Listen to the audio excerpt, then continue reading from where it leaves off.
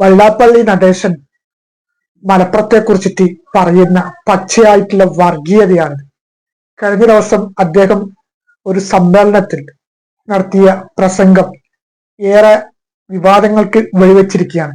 ഇതിനു മുമ്പും വെള്ളാപ്പള്ളി നടേശൻ വളരെ പച്ചയായിട്ട് വർഗീയത പറഞ്ഞിട്ടുണ്ടായിരുന്നു. പക്ഷെ എന്തുകൊണ്ടോ അറിയില്ല, നമ്മുടെ നിയമം അദ്ദേഹത്തിനെതിരെ നടപടി എടുക്കുന്നില്ല. അതുകൊണ്ടായിരിക്കാം വീണ്ടും വീണ്ടും ഇത്തരത്തിലുള്ള വർഗീയപരമായിട്ടുള്ള പ്രകോപനങ്ങൾ അദ്ദേഹത്തിന്റെ ഭാഗത്തു നിന്നുണ്ടാകുന്നത്. മലപ്പുറം ജില്ലയെ കുറിച്ചിട്ട് അദ്ദേഹം പറയുന്ന വാക്ക് നമുക്കൊന്ന് കേട്ടു നോക്കാം. ഞാൻ മലപ്പുറത്ത് പോയി. ഞാൻ മലപ്പുറത്ത് പോയതിന്റെ എന്നെ ചീത്ത പറഞ്ഞു. ഈഴവനെ കത്തിച്ചതിന്റെ പ്രതിഫലനമാണ് ഈഴവൻ ഒന്നിച്ചൂടെ കൂടിയത്. എന്റെ കോലമല്ല കത്തിച്ചത്, ഈഴവനെയാണ് മലപ്പുറത്ത് കത്തിച്ചത്.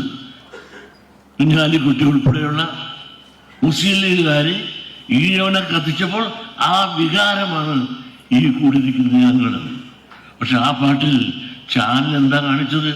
ചില ചാനൽ കാണിച്ചു വെച്ചത് ഞാനവിടെ വർഗീയത കാണിച്ചിട്ട് പറഞ്ഞ് ഒരു മുസ്ലിമിൻ്റെ കടയിൽ ചെന്നിട്ട് അവിടുത്തെ ആണിനെയും പെണ്ണിനെയും കണ്ടിട്ട് മുസ്ലിങ്ങളെ കണ്ട് അവർക്ക് അനുകൂലമായിട്ട് പറഞ്ഞ് പ്രചരിപ്പിക്കുന്ന അധർമ്മം ചില ഭാഗത്തു നിന്നുണ്ടാകുന്നുണ്ട്. ഇരിപ്പുണ്ടായി ചില കാലന്മാരൊക്കെ കൊടുത്ത് ഇരിപ്പുണ്ട്. നിങ്ങൾ ഒരു ചുക്കും വിചാരിച്ചാലും ഒന്നും നടക്കില്ല. നിങ്ങളൊക്കെ ഒരു മര്യാദ മാന്യത കാണിക്കണം.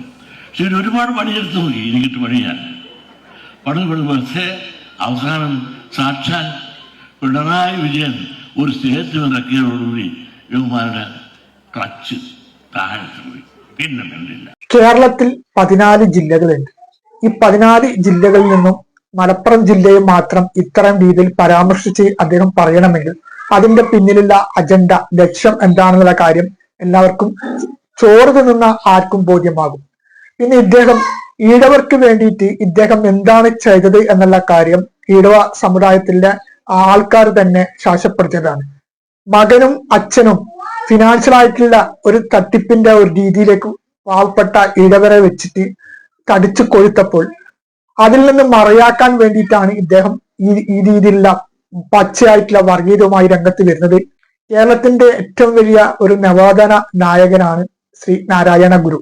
എല്ലാ മതങ്ങൾക്കും എല്ലാ വിഭാഗ ആൾക്കാർക്കും വളരെ ആദരവോടുകൂടി നോക്കിക്കാണുന്ന ഒരു വ്യക്തിയായിരുന്നു.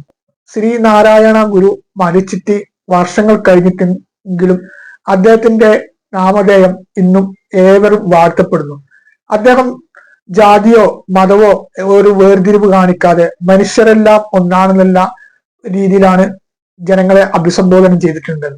അതുകൊണ്ട് തന്നെയാണ് എല്ലാ വിഭാഗ ജനങ്ങൾക്കും അദ്ദേഹത്തോട് ഒരു ആദരവും ബഹുമാനവും ഒക്കെ ഇന്നും ഉണ്ടായിക്കൊണ്ടിരിക്കുന്നത്. പക്ഷെ ഈ ശ്രീനാരായണ ഗുരുവിന്റെ നാമധേയത്തിൽ SNDP എന്ന സംഘടനയുടെ തലപ്പത്ത് ഇരിക്കുന്ന ഈ വർഗീയ കൊടും വിഷം ചീറ്റുന്ന ഈ വെള്ളാപ്പള്ളി അതിൽ നിന്ന് തികച്ചും വ്യത്യസ്തമാണ്. ജാതി ചോദിച്ചും വർഗീയപരമായിട്ടുള്ള പരാമർശം നടത്തിയിട്ടും പിന്നെ ഇദ്ദേഹത്തിന്റെ തൊഴിൽ എന്താണെന്നുള്ള കാര്യം ഏവർക്കും അറിയുന്നതാണ്. അദ്ദേഹത്തിന്റെ തൊഴിൽ മദ്യമാണ്. ഏറ്റവും കൂടുതൽ മദ്യത്തെ എതിർത്തുള്ള ഒരു നവോത്ഥാന നായകനാണ് ശ്രീനാരായണ ഗുരു. അപ്പൊ ഇതിൽ നിന്നൊക്കെ ഇങ്ങനെയൊക്കെ വിചിത്രപരമായിട്ടുള്ള ഒരു ഇതാണ്. അതുകൊണ്ട് ഇദ്ദേഹം ഈഴവ സമുദായത്തിലുള്ള ആൾക്കാർക്ക് പോലും അപമാനമായി മാറിയിരിക്കുകയാണ്. പക്ഷെ ഇദ്ദേഹം എത്രമാത്രം കൊടും വർഗീയ വിഷം ചീറ്റിയിട്ടും അത് എവിടെയും മേശുന്നില്ല എന്നതാണ് ഏറ്റവും വലിയൊരു ആശ്വാസകരം.